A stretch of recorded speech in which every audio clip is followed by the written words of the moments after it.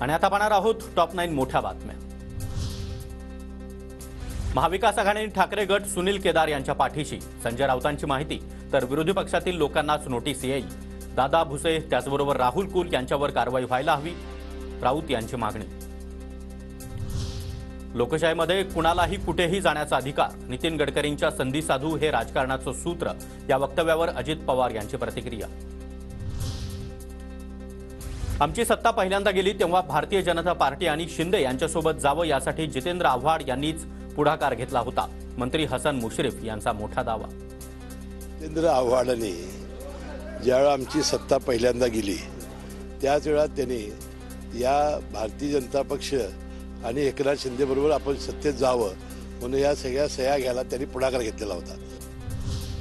मी माझ्या बापासोबत कधीच गद्दारी केली नाही। मुश्रीफ यांना माझ्या राजकीय जीवनामध्ये 5 मिनिटं देखील बोललो नाही। 2019ला पवार साहेबांच्या घरी झालेल्या मीटिंगमध्ये भाजपसोबत जाण्याला मुश्रीफांनीच टोकाचा विरोध केला होता। जितेंद्र आव्हाड यांचा मुश्रीफांवर पलटवार। त्यांची संस्कृती आहे, त्याच्याबद्दल मला काही बोलायचं नाही। पण हसन मुश्रीफ यांच्याशी मी माझ्या राजकीय जीवनामध्ये 5 मिनिटापेक्षा जास्त बोललेलो नसेल। केंद्र सरकारनं विरोधी पक्ष सभागृहात नसताना 3 कायदे पास करून घेतले। फोन रेकॉर्डिंग कायद्यानुसार आता कुणाचेही फोन टॅप करता येणार, तर दुसरा कायदा मीडियाचा, आम्ही जनतेमध्ये जाऊन चर्चा करणार, सुप्रिया सुळे यांचा केंद्रावर निशाणा। 24 डिसेंबरपर्यंत मराठा आरक्षणावर निर्णय होणं शक्य नाही। शिंदे समितीचा अहवाल आत्ताच प्राप्त झालाय। फेब्रुवारी अखेरपर्यंत सर्वांनीच संयम राखावा, भाजप आमदार सुभाष देशमुख यांचं वक्तव्य। अटकेनंतर सुनील केदार यांच्यावर उच्च रक्तदाबामुळे आयसीयूमध्ये उपचार सुरू, अद्यापही कारागृहात रवानगी नाही। नागपूर जिल्हा बँक घोटाळा प्रकरणी सुनील केदार यांना 5 वर्षाचा तुरुंगवास।